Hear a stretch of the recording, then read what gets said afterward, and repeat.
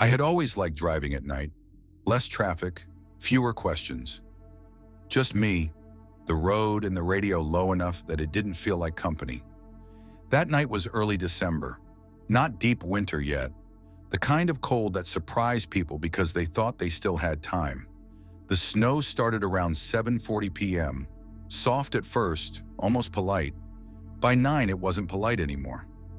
I remembered the time because I checked my dashboard clock when I pulled out of the gas station on Route 4. 9:12 p.m.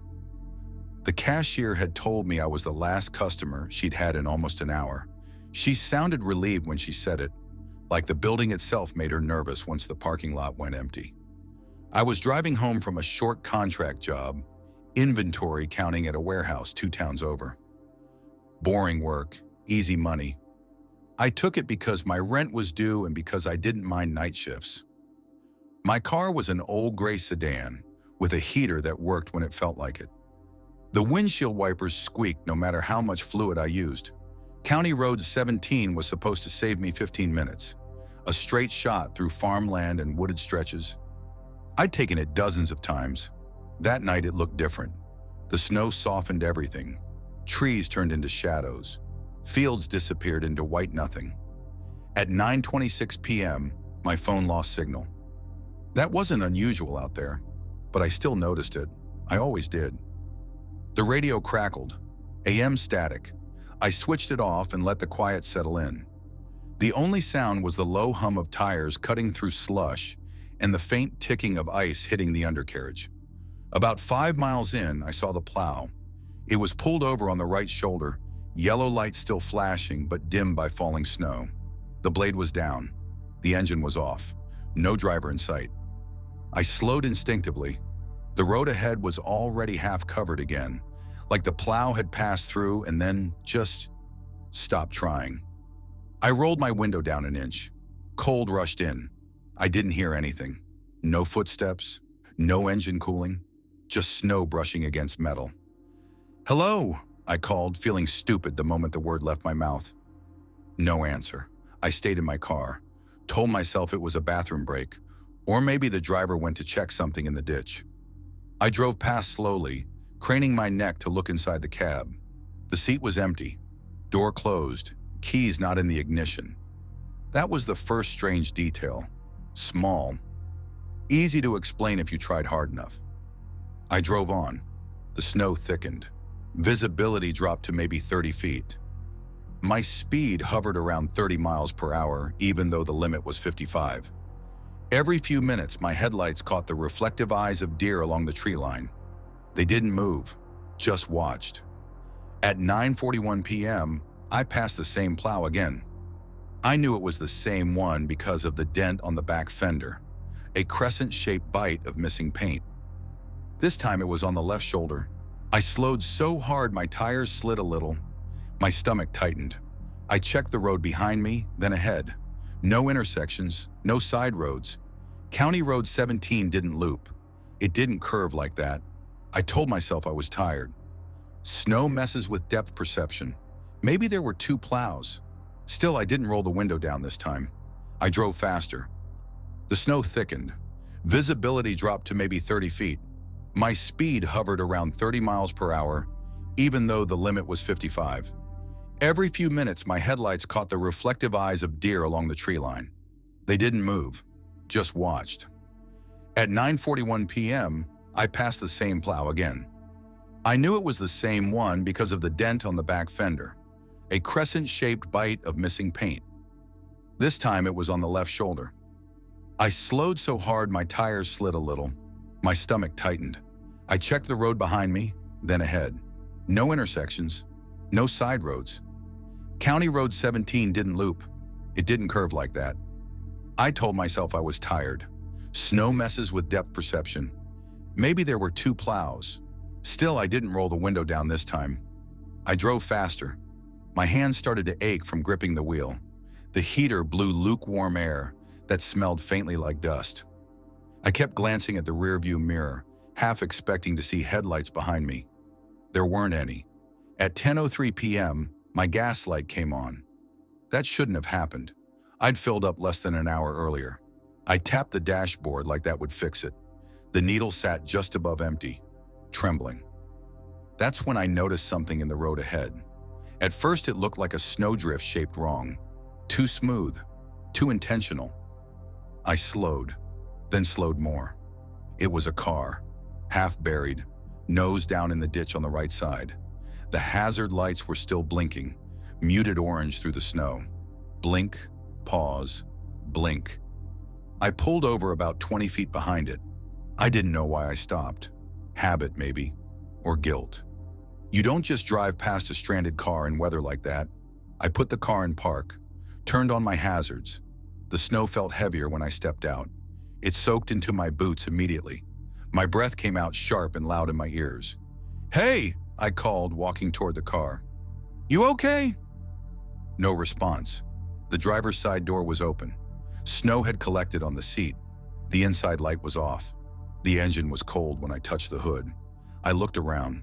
The ditch was shallow. No footprints leading away. No blood. No signs of a struggle.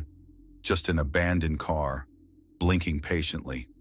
Something about it felt staged, like it had been placed there. I took out my phone. Still no signal.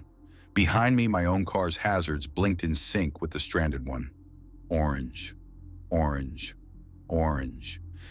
I turned back toward the road and froze. The plow was parked behind my car, not moving, not approaching, just there. Its lights were off now. I stood between the two vehicles, snow filling the space like static. I hadn't heard it arrive. No engine, no crunch of tires, nothing. I didn't call out this time. I walked back to my car slowly, keeping my eyes on the plow. The door handle felt too cold, like it had been outside longer than it should have. I got in, locked the doors. My hands shook as I put the car into drive. The plow didn't move. I pulled back onto the road, passing the abandoned car, then the plow. As I did, my headlights swept across the plow's windshield. There was someone inside, just a shape, slumped forward, face hidden. I didn't stop. I didn't slow. I drove until my speed crept back up without me noticing. 10 minutes later, I reached the end of County Road 17. The snow thinned abruptly like a curtain lifting. Streetlights appeared. My phone buzzed as signal returned. 3 missed notifications. All spam. I didn't see the plow again. The next morning, I checked the local news. There was a short update buried near the bottom of the page. County Road 17 temporarily closed overnight due to weather. 1 snowplow reported missing. Driver unaccounted for. They never updated the article. I still take longer routes in winter now, even when I'm late, even when the road looks clear, and sometimes when the snow starts soft and polite, I swear I can still see orange lights blinking far behind me, perfectly in sync with my own.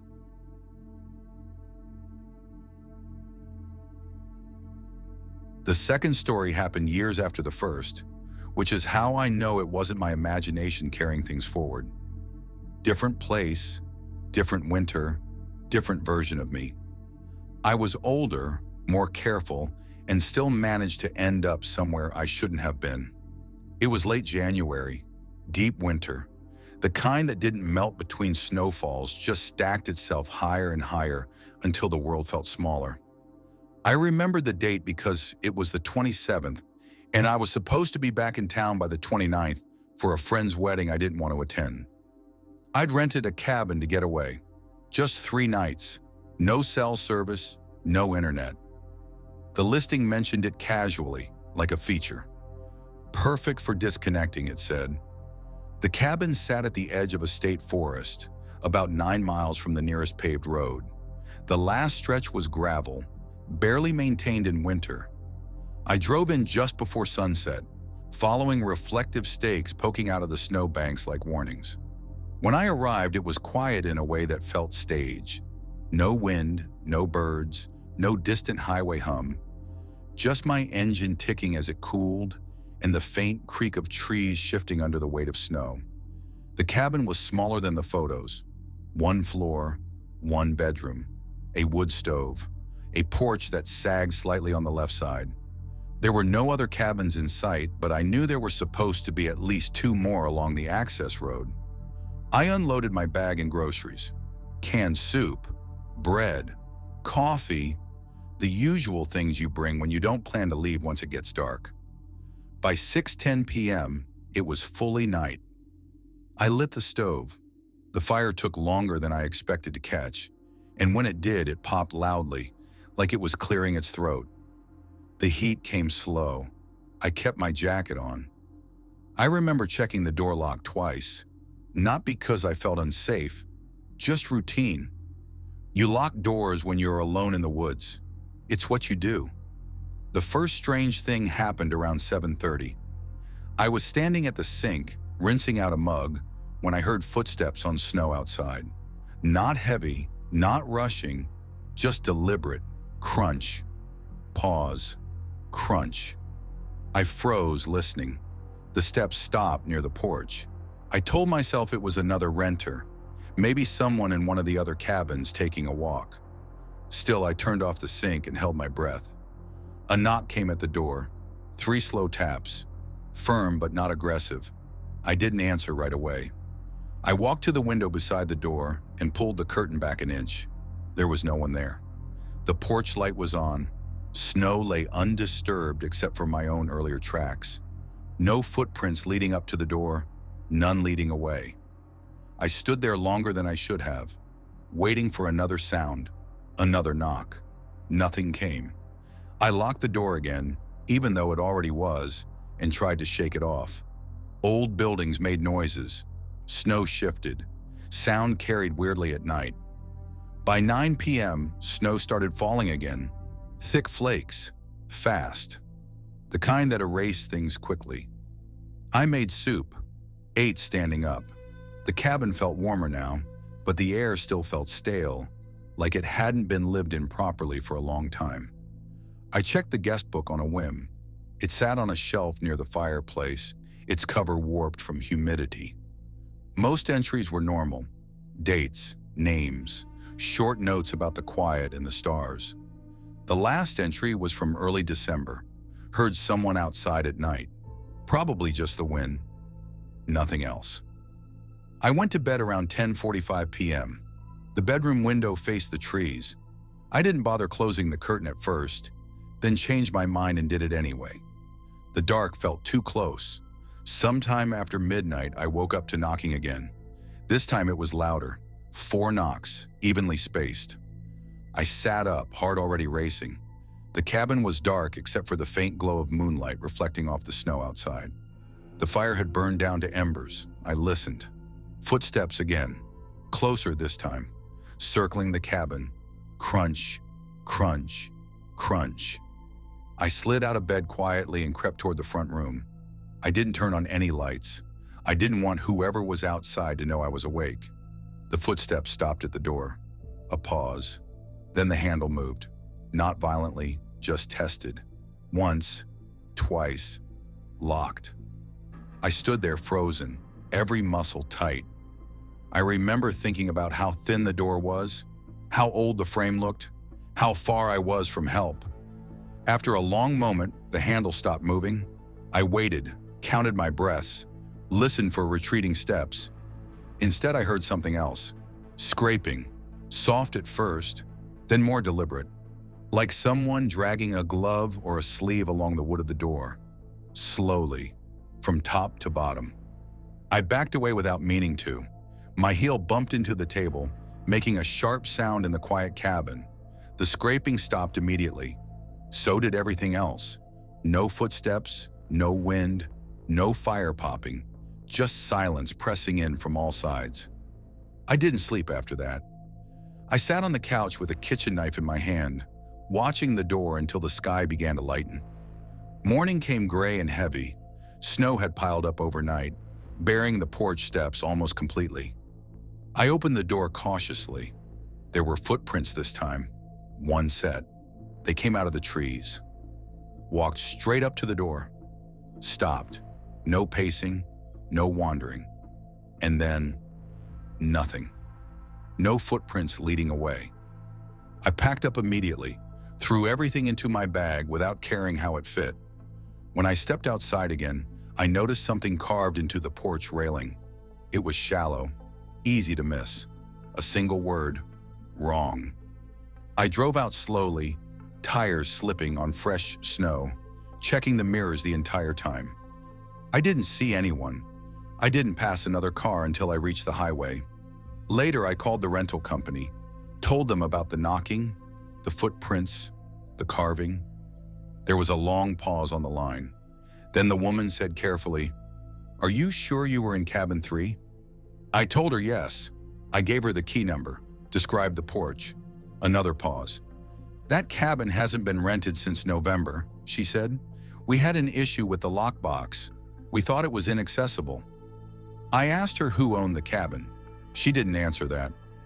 I still think about the word carved into the wood sometimes, about how certain it felt, like someone had come there with a purpose and realized too late that I wasn't the one they were waiting for.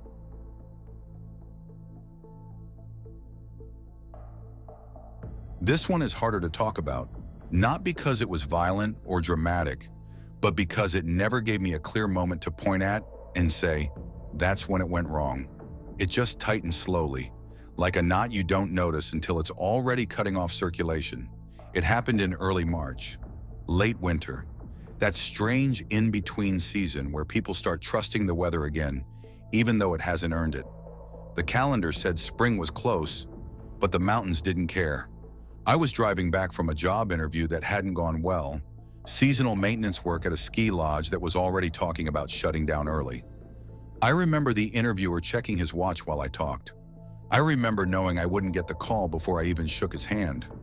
I left town at 4:18 p.m. I remember because the gas receipt was still on my dashboard. The pass road cut through the mountains for about 40 miles. 2 lanes, no divider. Steep drop-offs in places where the guardrails looked more symbolic than functional. I'd driven it before, but never this late in the season. The forecast said light snow, nothing serious. By the time I reached the first elevation marker, it was already coming down harder than expected. Big flakes, wet, the kind that stuck to the windshield and blurred the edges of everything. At 5:02 p.m., a digital sign flashed. Pass open, drive with caution. I slowed anyway. There weren't many cars, one pickup ahead of me, a dark SUV farther back in my mirror. Everyone spaced out, cautious, quiet. The road climbed, trees closed in, snowbanks rose higher on either side, carved into sharp walls by plows earlier that day. My headlights tunneled forward, catching reflective markers and little else. About 10 miles in, the pickup ahead of me disappeared around a bend and didn't reappear. I assumed he'd sped up. Then 5 minutes later, I passed him. His truck was pulled over on the right shoulder, engine running, driver's door open, no hazard lights. I slowed, peering inside as I passed. The cab was empty. A thermos lay on its side in the snow near the door, coffee already turning slushy. I felt that familiar tightening in my chest, that quiet internal voice telling me to keep going. So I did. The road narrowed as it climbed higher. Snow started to fall sideways now, pushed by wind I couldn't hear but could feel through the steering wheel. My tires hummed differently, less grip. At 5:41 p.m., the radio cut out. I turned it off and drove in silence, counting reflective posts to keep myself focused.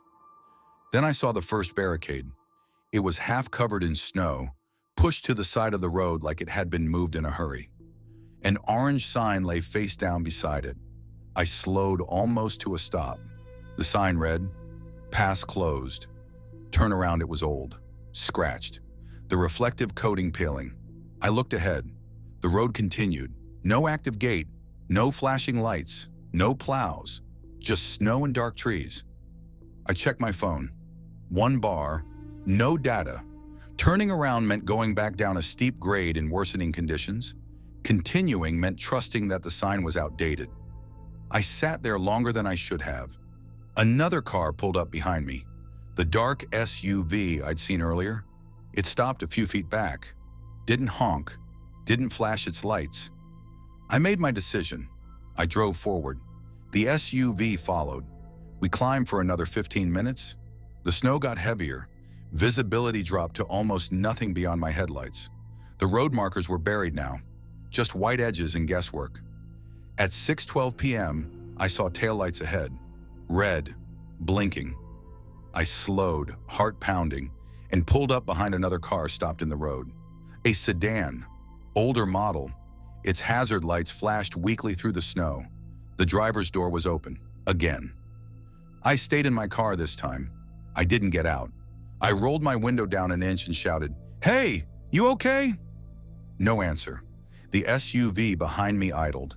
Its headlights burned into my mirrors, bright and steady. I was boxed in. I put my car in park and stepped out despite every instinct screaming not to. The wind hit me hard. Cold sliced through my jacket immediately. Snow stung my face. I walked toward the sedan. The inside was empty. Keys still in the ignition. Heat blowing. A phone lay on the passenger seat, screen dark. No footprints. Not in the road. Not in the snowbank. Not leading away. I turned back toward my car and stopped. The SUV was closer now. Too close. Its headlights were off. I couldn't see the driver. I hurried back, hands numb, breath ragged. As I reached for my door, something moved in the snow ahead of the sedan. At first I thought it was drifting snow. Then it stood up. A person, tall, too thin, wrapped in something dark that didn't move like a coat. No reflective material, no visible face. It didn't approach. It just stood there, in the middle of the road, blocking the way forward. I got into my car and locked the doors, shaking so badly I missed the ignition twice. Behind me, the SUV's engine cut off. The silence that followed felt wrong, too complete, like the mountain itself was holding its breath. The figure took one slow step forward, then another. Not hurried, not threatening, just inevitable. I put the car in reverse and felt my tires spin uselessly against packed snow. The figure stopped. It tilted its head slightly like it was listening. I heard something then. Not from outside, from inside my car, a faint tapping behind me, on the trunk. 3 taps, slow, measured. I screamed, slammed the car into drive and floored it. The tires caught just enough to lurch forward, sliding past the sedan, past the figure, barely missing it. As I passed, my headlights washed over its face. There wasn't anything there. No features, no eyes, just smooth, pale skin pulled too tight. I didn't look back. The road dropped suddenly, downhill, steep. My car fishtailed, barely staying on the pavement. I didn't slow. I didn't care. After what felt like forever, the snow eased. Trees thinned. A streetlight appeared ahead, glowing like a miracle. At 6:47 p.m., I crossed the pass boundary. I pulled over at the first turnout and vomited into the snow. I stayed there until my hands stopped shaking. I never saw the SUV again. Never saw the sedan pass me going down. No emergency vehicles, no plows. The next morning, the news said the pass had closed at 4:50 p.m. due to unsafe conditions. They said several vehicles were unaccounted for. No bodies found. No abandoned cars reported. They reopened the road 2 days later. I don't drive mountain passes anymore. Not in winter, not ever. And when snow falls heavy and quiet, I still feel that tapping sometimes. Not on my car, but in my chest, like something counting, waiting, listening.